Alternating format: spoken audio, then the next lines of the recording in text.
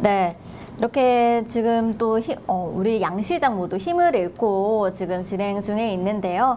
한번 계속해서 살펴봐야 될 것 같습니다. 그렇다면은 오늘 지금 여러분들과 함께 할 시간이 바로 이슈 브리프 시간인데요. 오늘 이슈 브리프 시간 함께 해주실 이강무 대표님 모셨습니다. 대표님 안녕하세요. 네, 안녕하세요. 반갑습니다. 네. 오늘 이렇게 지금 양시장이보다 빨간불로 시작을 했는데 지금은 좀 정강후역으로 힘을 잃고 지금 빠지고 있는 모습이에요. 여기에 관해서 좀 오전장 흐름 한번 이야기해 주시면 좋을 것 같습니다. 네, 일단 미증시가 숨고르기를 하고 있는 모습에 우리들 증시도 좀 시장이 좀 약세 모습 보여주고 있는데요. 일단은 미증시에 대해서는 FOMC 의사록과 소매 경제지표 발표를 앞두고 시장이 관망세로 모습을 보여주고 있습니다. 오늘 우리 증시도 좀 관망세에 있다라고 보여지고요. 뭐 지수에 뿐만 아니라 전체적인 종목군들에 대한 분위기가 하락을 하고 있는데 투매 유발 시장이라기보다는 그냥 그동안에 올라왔었던 추세에 따라서 숨고르기, 눌림목에 대한 시간이 아닐까라고 생각을 하고 있습니다. 자, 우선은 이제 코스피 지수 차트를 보시게 되면은 2,500포인트에 대한 위치가 여전히 유지되고 있기 때문에 시장에서는 크게 투자 심리가 바뀌는 때는 아니다라고 생각이 되고요. 그동안에 이제 최근 한 달여 이상 동안에 올라왔었던 추세를 본다라면은 여전히 견고하다라고 할 수 있겠습니다. 전반적인 시장 분위기가 쉬고 있는데 일단은 투매 분위기는 아니다라는 것 다시 한번 이야기 드리겠습니다. 네, 지금 오전장은 한번 이렇게 지금 전망을 한번 해보면서 지금 지켜봐야 될 것 같습니다. 그렇다면은 지금 이번 시간 이제 이슈 브리프 시간 시작해 보도록 하겠습니다. 먼저 첫 번째 이슈 살펴보겠습니다. 미국의 천연가스 가격이 이제 9달러대로 급등을 하면서 14년 만에 최고가를 기록했다는 소식이 있는데요. 이 미국의 천연가스 급등세는 최근 유럽의 천연가스 가격이 크게 상승했기 때문이라고 합니다. 이에 관련해서 이 배경에 대해서 전문가님 한번 이야기해 주시면 좋을 것 같습니다. 네, 최근에 이제 미국의 천연가스 가격의 상승이 상당히 빠릅니다. 네. 우리가 이제 러시아와 우크라이나 문제 때문에 유럽 안에서 러시아에 대한 천연가스 공급에 상당히 리스크가 있다라는 것 우리가 좀 이미 알고 있었죠. 네. 이 때문에 유럽 안에서의 천연가스 가격이 상당히 급증을 하기도 했었는데 상대적으로 미국에 있는 천연가스 가격은 크게 움직임이 나오진 않았었거든요. 그런데 뭐 당연히 전 세계적으로 천연가스에 대한 희소성이 높아지게 되면은 미국에 있는 천연가스 가격이 올라오는 것은 당연한 수순이었다라고 네. 생각을 합니다. 다만 이제 그 미국의 가격이 올라오는 속도가 상당히 빠릅니다. 그리고 이 각도뿐만 아니라 수치상으로 봤을 때 지금 9.24달러에서 마감을 했는데 14년 최고치라고 합니다. 그렇기 때문에 전 세계적으로 에너지 가격에 대한 부담, 그러면 에너지 가격에 대한 부담은 결국에는 인플레이션에 대한 흐름으로 좀 이어질 수도 있기 때문에 네. 물가 상승에 대한 부담이 다시 한번 좀 나타나면서 전반적인 시장에 대한 숨고르기가 나왔다라고 할 수 있겠고요. 그리고 천연가스 가격의 상승만큼 직접적인 에너지 관련된 종목들의 움직임이 장 초반에 강했다라고 할 수가 있겠습니다. 네. 그렇다면 지금 이제 네. 미국의 천연가스 가격 상승은 또 유럽의 천연가스 가격 상승으로 인해서 그런 여파로 인해서인데 네. 지금 그러면은 어떤 흐름이 앞으로 계속될까요? 우선 이제 유럽 안에서 계속 저희가 이 프로그램을 통해서 이야기 많이 들었었잖아요. 유럽의 에너지 대란, 지금보다 이제 계절이 바뀌는 겨울에 더 걱정이 클 것이다. 그 이전까지 해서 유럽의 주요 국가 또 유럽 안에서 에너지 정책이 필요할 것이다라고 이야기 드렸었잖아요. 일단은 이 유럽의 에너지 가격뿐만 아니라 미국의 에너지 가격, 글로벌 전체적 에너지 가격의 상승 동조가 나타나고 있다라고 하는 것이고요. 네. 뭐 당연히 가장 직접적인 요인은 러시아와 우크라이나 전쟁으로 인해서 러시아와 유럽의 에너지 공급에 대한 리스크가 네. 좀 전해졌다라고 네. 할 수 있겠고요. 우선 이제 최근에 이제 미국에서의 이 천연가스 수요가요, 유럽으로 사실 건너가는 데는 좀 거리상의 한정적인 이 조율이 있었습니다. 그러니까 네. 그 뭐랄까 공급이 있었는데 최근에 와서는 유럽 안에서의 이 공급 리스크가 크다 보니까 미국이라든지 다른 대륙에서 천연가스 공급이 최근에 많이 확대됐다고 합니다. 네. 이 때문에 미국 안에서 소비되었었던 이 천연가스들이 지금 유럽으로 공수되다 보니까 아무래도 미국 내 안에서의 이 수요 확대로 네. 그러니까 수출 확대, 수요 확대로 인해서 가격 상승이 나온 것이기 때문에 유럽 안에서의 에너지 정책 네. 혹은 유럽 안에서의 공급에 관련해서 에너지 가격에 대한 변동이 당분간 좀 더 지속되지 않을까 네. 생각이 됩니다. 네. 네. 지금 보통 이제 겨울에 난방과 또 여름에 냉방 이렇게 성수기 때문에 이제 천연가스 가격이 또 이렇게 하락하기도 했지만은 이제 올해 미국이 이제 LNG 수출 호조와 또 이제 이에 따른 재고 감소의 영향으로 상승세가 지속이 됐다고 합니다. 또 올 초에 유럽을 이제 조 바이든 대통령이 유럽을 방문해서 유럽의 또 LNG 수출 확대를 약속을 했다고 하는데요. 거기도 네. 관련이 좀 있을까요? 그렇다 보니까 실질적으로 이 미국산 LNG, 뭐 미국산 천연가스가 유럽에 공급하는 양이 상당히 늘었다고 합니다. 네. 그러니까 과거보다 2배 이상 늘었다라고 하고요. 그러면은 과거보다 미국 북미 지역에서 소화되는 물량들이 네. 유럽으로 많이 빠졌다는 것이기 때문에 미국 안에서의 가격 변동이 그래서 나타났다라고 할 수 있겠습니다. 우선은 이제 이 러시아와 유럽의 관계 안에서 이 가스 공급이 얼마만큼 이제 계속해서 리스크를 받지 않고 네. 자유롭게 공급이 될 것인가, 사실은 좀 긍정적으로 생각하기가 쉽지는 않죠. 아무래도 최근 2~3달 사이에 유럽에 공급되는 이 러시아산 천연가스가 중간중간 중단도 되고 축소되기도 했습니다. 그런데 이제 앞으로 유럽에서 이제 에너지를 필요로 하는 이제 겨울이 오게 되면은 이때는 좀 더 압박 요인이 되지 않을까. 네. 러시아가, 그러니까 유럽 안에서 러시아를 뭐랄까 고립되게 만들기 위해서 여러 가지 좀 압박 요인들이 있었는데, 여기에서 러시아가 이제 에너지로 가지고 유럽을 경제적인 압박을 역으로 하고 있죠. 상당히 올해 하반기 겨울 시즌에 에너지 대란이 일어나지 않을까 네. 걱정이 됩니다. 네, 이렇게 에너지 대란이 또 있으면 전 세계적으로 영향을 받잖아요. 네. 네, 그렇기 때문에 이런 세계 경제에도 좀 주목이 될 것 같은데요. 네. 그러면은 유럽이 이제 유럽가스 공급을 축소하고 가격이 폭등이 되면은 전반적으로도 전 세계적인 그런 시장의 어떤 부분이 좀 타격을 받게 될까요? 아무래도 기본적인 자산인 에너지에 대한 가격이 변동이 크다. 그러면 우리가 그동안에 이 지표를 확인했었던 물가지수 발표 있잖아요. 네. CPI, 네. 에너지, 뭐 식량과 같은 필수 소비재에 대한 인플레이션에 대한 효과가 다시 일어날 수도 있겠죠. 그러면은 그동안에 이제 이 주요 국가, 주요 지역에서 고강도 긴축을 진행해 오면서 인플레이션에 대한 정점을 확인했다라고 해석을 해왔었는데, 이 문제가 다시 한번 불거질 수도 있을 것 같습니다. 네. 그러니까 인플레이션에 대한 작은 요소가 될 수 있기 때문에 글로벌 경기에 대한 이 성장 속도도 둔해지지 않을까. 네. 결국에는 이제 에너지 가격 상승이 물가 부담으로 작용될 것이기 때문에 네. 이번 8월 달에 나올 경제 지표는 긍정적이지만 9월 달에 나올 수 있는 경제 지표는 상당히 부정적일 수도 있다. 네. 조금은 시장이 이 관망세, 네. 견제가 나올 수도 있겠다라고 네. 생각이 됩니다. 그러면 이렇게 유럽의 경기 침체가 되면은 그 우리나라에도 영향을 받게 되잖아요. 네. 그러면은 전반적인 우리나라의 그런 시장도 어떤 부분에서 좀 영향을 받게 될까요? 그런 흐름. 글로벌 전체적으로 물가 상승 부담 다시 한번 나올 것이고요. 그러면 우리 시장에서도 물가 상승에 대한 부담, 결국에는 또 이 금리로 막아야 될까? 일단 시간을 좀 두고 봐야 될 것 같습니다. 당장은 에너지 가격에 대한 변동이 물가 상승에 대한 긴장으로 좀 이어질 것 같고요. 그 부분들이 실현될 때까지는 좀 시간을 좀 두고 지켜봐야 되지 않을까. 네. 그러면은 9월 초에 다시 발표되게 되는 오펙 플러스 회의가 상당히 중요하지 않을까. 근데 지금 오펙 플러스를 통해서 본다라면은 에너지 공급에 대한 이 감산, 증산에 대한 수치를 지금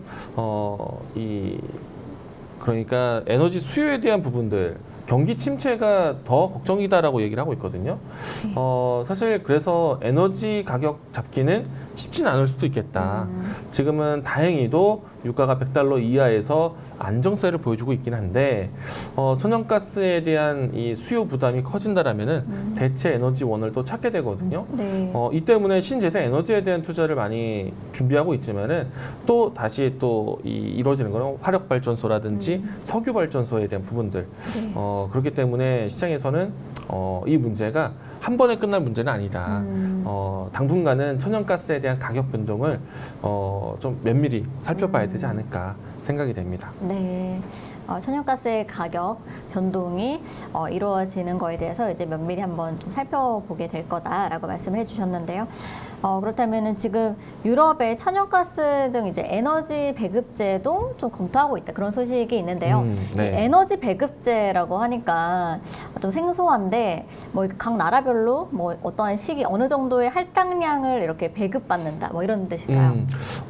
맞습니다. 뭐 얼마 전부터 해서 에너지 대란을 준비하기 위해서 에너지 소비를 여러 가지 좀 전력 단속을 했죠. 네. 뭐 독일부터 해서 주요 국가가 공공기관으로 하여금 저녁 시간대 전력 소비를 막기 위해서 불을 일찍 끝나든가 네. 그리고 어느 일정한 나라에서는 온수 사용이라든지 물 사용에 대한 부분들을 좀 자제하는 것을 권고하기도 네. 했고 이런 내용들이 앞으로도 좀 더 이어질 것으로 보고 있고요.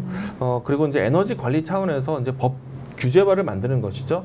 그리고 일정 국가 안에서 이 에너지에 대한 배급이 좀 배급제를 할 것으로 그러니까 모든 나라가 각각의 파이프라인을 통해서 러시아에 대한 에너지 공급을 받는 것은 아니거든요. 네. 중간에 거점 지역에 대해서 러시아가 에너지 공급을 해주고 거점 지역에서 이제 주변 국가로 배급을 하게 되는 것인데 그런 배급에 대한 이 차등 대우가 나올 수도 있을 것 같습니다. 이 문제도 사실 쉽게 풀릴 것 같지는 않아서 네. 에너지 배급제가 실제로 진행이 되는지 네. 물론 이제 독일의 의사가 가장 중요하겠죠. 이 때문에 겨울에 대한 대비책이 상당히 시급하다라고 생각이 됩니다. 네. 그러면 이렇게 에너지 배급제가 진행이 되면은 국가별로 이렇게 차등을 둬서 진행이 되면 또 정치적으로도 또 문제가 또 생기지 않을까 그런 우려도 되는데요.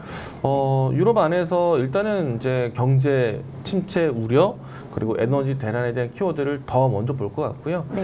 유럽 안에서 유로존에 대한 정치적 이견이라든지 유로존 깨기라든지 이런 것 같은 좀 자극적인 뉴스는 아직은 아닐 것 같아요. 그래서 유럽 대 러시아 그러니까 러시아에 대한 문제가 크기 때문에 유럽 안에서의 이 유로존에 대한 문제는 좀 똘똘 뭉쳐지지 않을까라는 생각이 되거든요. 네. 근데 이제 에너지에 대한 주도권을 누가 가장 크게 줄 것인가? 뭐 당연히 독일국가 될 것인데 그 부분들을 독일 단독으로 좀 진행하기는 어렵 것 같습니다. 그래서 지금은 유럽 공전에 대한 문제가 리스크보다는 대러시아에 대한 제재, 대러시아와의 대립을 어떻게 풀지가 더 중요하지 않을까 생각이 됩니다. 네.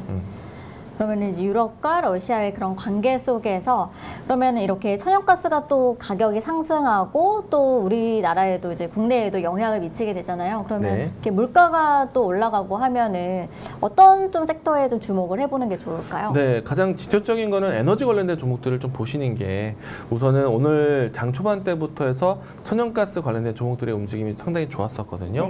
정확히 말하면은 도시가스 공급하는 기업들 왜냐면은 판가 인상에 대한 흐름으로 이어질 수 있기 때문에 이들 종목들이 가장 크게 움직임이 나왔는데 종목들 한번 나열해서 보도록 하겠습니다. 오늘 가장 큰 등락이 나왔던 종목은 GSE 종목입니다. 이 종목이 지금 현재도 15%대 움직임이 나와주고 있고요. 장중에 21%대까지 급등했다는 점 참고하시면 좋을 것 같고 대성 에너지에 대한 움직임들 어떻게 보면은 음봉이 좀 크게 전출돼서 좀 빠져 보일 수도 있겠지만 이 종목도 장 초반에 좀 급등세를 보였던 종목이다. 그리고 중앙 에너비스 이와 같은 종목들도 오늘 눈에 띄는 종목 중에 하나였습니다. 일단 현재까지는 천연가스 관련된 종목들이 먼저 주목을 받았는데 향후에는 에너지에 대한 위기이거든요. 그러면은 석유 에너지 관련된 종목들 그리고 이제 전반적인 에너지 관련된 종목들에 대한 움직임이 신재생 에너지에 대한 투자까지도 이어질 수 있기 때문에 향후에는 태양광이라든지 풍력 관련된 종목들의 움직임들도 좀 예측해 볼 수 있지 않을까 생각이 됩니다. 네. 이렇게 천연가스 관련 종목도 말씀해 주셨는데요. 관련해서 이제 석유 에너지, 신재생 에너지, 또 이렇게 태양광, 풍력까지 한번 살펴보시는 게 좋을 것 같습니다. 네, 그렇다면은 앞으로 이제 전망 한번 이야기를 해주시면 좋을 것 같은데요. 네, 지금까지 이제 에너지에 대한 이 부담이 겨울로 넘어가게 된다면은 에너지 대란 우리가 단기간 끝날 내용이 아니다. 좀 장기간 좀 지켜보자. 라고 이야기 드렸고, 에너지 대란에 관련해서는 당연히 에너지 관련된 종목들을 봐야겠죠. 네. 그리고 이제 특정한 국가의 특정 이제 정책이 중요할 것인데 이로 인해서 볼 수 있는 것은 신재생 에너지라든지 2차 전지라든지 이와 같은 좀 대체 에너지에 대한 관심 가져보자라고 하겠습니다. 네, 이렇게 또 대체 에너지에 대한 관심까지 함께 지켜보시면 좋을 것 같습니다. 그러면은 첫 번째 이슈 마무리하고 두 번째 이슈 살펴보도록 하겠습니다. 이번 두 번째 이슈는요, 이 폐배터리 재활용 산업입니다. 네, 온실가스 배출량 또 친환경 정책 등으로 요즘에 전기차가 더욱 인기가 또 있는데요. 이 전기차 시장 확대와 함께 이 폐배터리 재활용의 관련주가 또 요즘에는 상승을 또 하고 있습니다. 이렇게 주목받고 있는데요. 향후 이제 폐배터리 재활용 수요가 더 커질 것으로 예상이 되는데, 그러면 이런 배경 어떻게 될까요? 일단 우리가 이제 최근에 와서 이제 이 폐배터리에 대한 키워드를 많이 거론하고 있거든요. 왜냐하면은 시장에 새로운 신규 상장 종목이 폐배터리 관련된 종목이 상장을 했습니다. 네. 세비캠이라든지 성일 하이텍이라든지 이와 같은 이제 이 산업군에서 좀 큰 규모의 기업들이 새롭게 IPO 상장하다 보니까 시장에서 이 키워드를 조금 좀 새롭게 주목을 했고요. 그리고 올해 같은 경우에는 사실은 연초에 이 현대차 그룹에서 폐배터리 사업에 대한 추진 기대감이 좀 형성이 됐습니다. 네. 이로 인해서 국내 이 폐배터리 사업에 대한 신사업에 대한 관심이 좀 새롭게 만들어져 있는 형성되어 있는 상태입니다. 네. 지금 이제 러시아 우크라이나 전쟁 이후에 이제 배터리 원자재 수급이 좀 어려워져서 폐배터리에 관련해서 좀 주목을 받고 있다고 하는데요. 네, 그런가요? 일단은 러시아와 우크라이나에 대한 전쟁 때문에 이 지역군 안에서 발생할 수 있는 이 원자재 공급이 사실 크게 차질이 생겼죠. 그 중에 하나가 이제 금속 에너지 원자재 중에 하나였는데 이로 인해서 2차 전지 소재 공급에 좀 리스크가 좀 되었다라고 좀 하고 있고요. 그리고 미국과 중국에 대한 갈등 요인도 이 2차 전지 이 공급에 대한 리스크로 작용을 하고 있습니다. 네. 그렇기 때문에 이제 2차 전지 사용 빈도에 대한 그러니까 빈도는 높아지고 있고, 그리고 이제 공급에 대한 리스크는 좀 형성되고 하다 보니까 재활용할 수 있는 폐배터리 산업에 대한 관심이 새롭게 형성이 좀 되어 있는 상태입니다. 네. 이 배터리가 이렇게 수명이 있다고 하는데요. 그 남은 수명이 이제 한 70%에서 80% 되면 교체를 한다고 해요.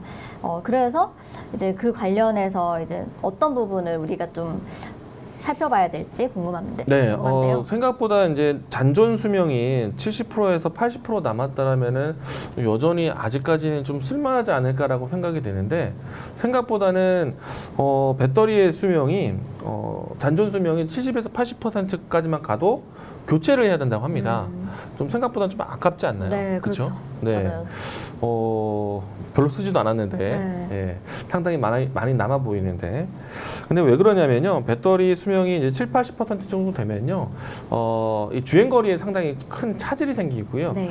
그리고 충전에 대한 속도가 좀 떨어지며, 그리고 방전에 대한 가능성이 이제 좀 빈도수가 좀 늘어난다고 합니다. 네. 그렇기 때문에 잔존 수명이 바닥까지 내려가는 수치가 아니라 7, 80%만 빠져도 교체를 해야 된다고 하니까, 그러면은 배터리에 대한 이 수요가 굉장히 많이 커질 수밖에 없지 않은가 생각을 합니다. 네. 보통 이제 우리가 자동차 한 대를 구매를 하게 되면은 직접 운전을 하고 계신가요?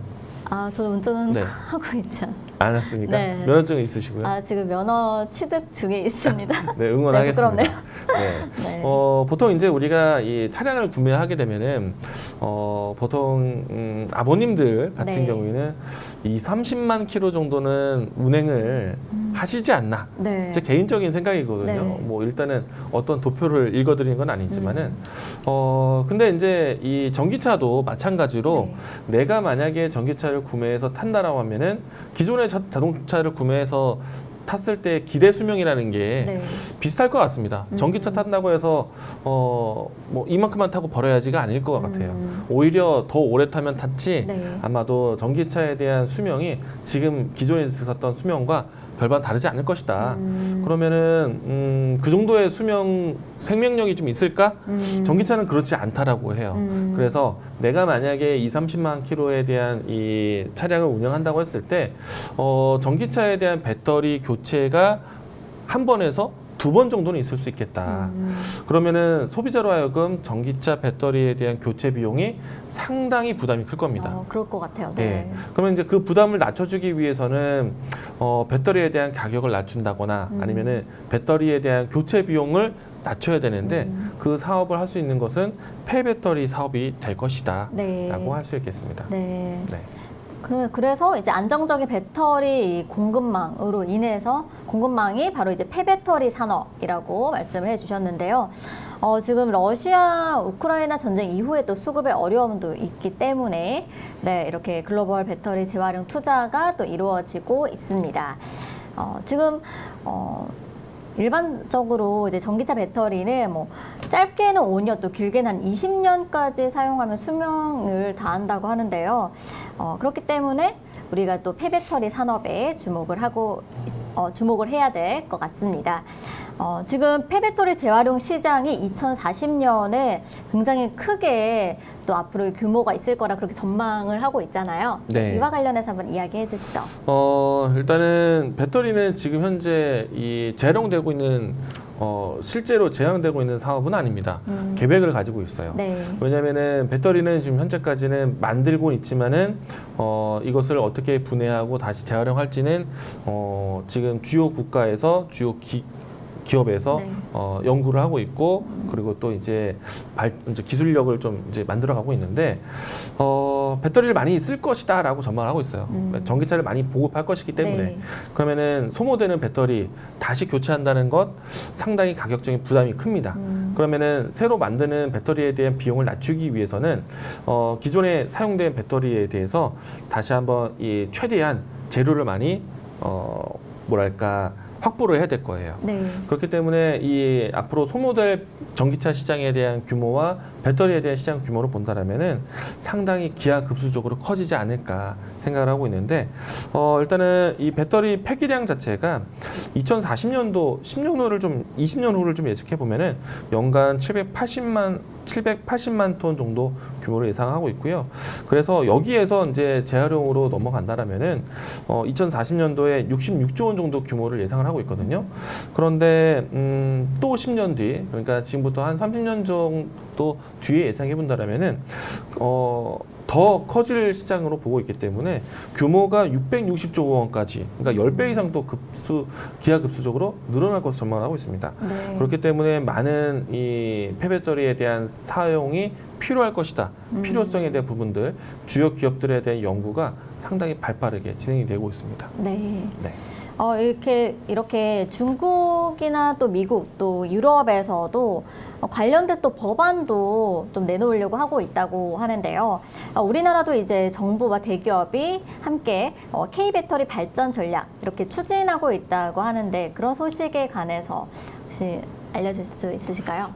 일단은 양극재, 음극재, 전해질, 분리막 모든 기업들이 소재를 다시 한번 확보하기 위해서, 왜냐하면은 해외 의존도, 원자재 받는 데 있어서 해외 의존도가 너무 높거든요. 네. 특히나 이제 중국에 대한 의존도가 너무 높다 보니까 중국에서 만약에 수출 품목에 대한 으름장을 놓는다라면은 상당히 리스크가 커질 수가 있습니다. 네.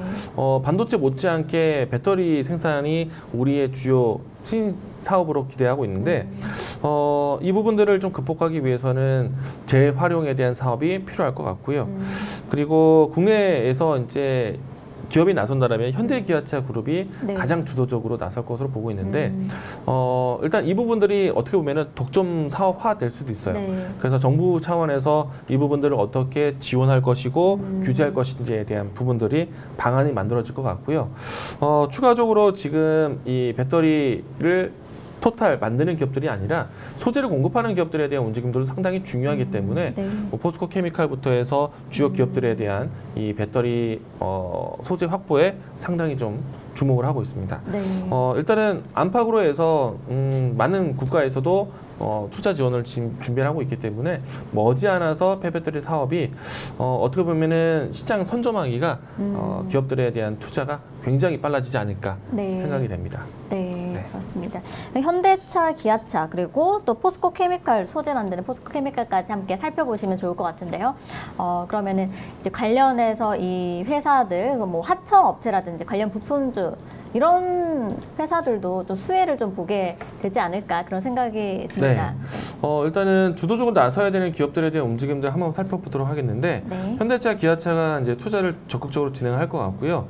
그리고 사업에 대한 운영을 갖고 온다면 현대글로비스라든지 그리고 현대모비스 이와 같은 기업들이 주도적으로 사업을 진행할 것으로 예상하고 있습니다. 그런데 이제 두 기업 같은 경우 전차 부품주로서 폐배터리에 대한 사업 기대감을 가지고 있지만은 하나의 플러스 알파 요인이 될 것 같고요. 직접적으로 폐배터리 관련된 종목도 본다면은 세빛캠이라든지 그리고 앞에서 얘기했던 것처럼 성일 하이텍 이와 같은 종목군들을 좀 눈여겨볼 필요가 있겠고요. 그리고 최근에 와서는 직접적인 소재 사업이 아니더라도 케이스에 대한 케이스에 대한 이야기들이 나왔을 때 움직였던 뭐 MPC라든지 그리고 영화테크라든지 이와 같은 기업들에 대한 움직임들도 향후에 함께 보시면 좋을 것 같습니다. 그리고 폐배터리 사업에 대한 부분들이 셀 기업, 소재 기업들도 눈여겨봐야 되는데 포스코 케미칼 같은 경우에서도 폐배터리 사업에 대한 이 준비를 하고 있는데 이 기업에 대한 앞으로에 대한 모멘텀들도 함께 보시면 좋을 것 같습니다. 네, 폐배터리 관련해서 또 여러 가지 또 회사 또 이슈에 대해서 이야기해 주셨는데요. 뭐 현대글로비스 또 현대모비스 또 세비캠 등 성일하이텍 같이 한번 살펴보시면 좋을 것 같습니다. 네, 이렇게 저희가 첫 번째, 두 번째 이슈 이렇게 미국의 천연가스와 또 폐배터리 산업까지 알려드렸습니다. 여러분들에게 아주 유익한 시간이 되었기를 바라겠고요. 다음 시간은 무쌤께서 공략해 주시는 그런 종목, 무쌤의 어나더 레벨, 무쌤의 넥스트 레벨 시간으로 가도록 하겠습니다.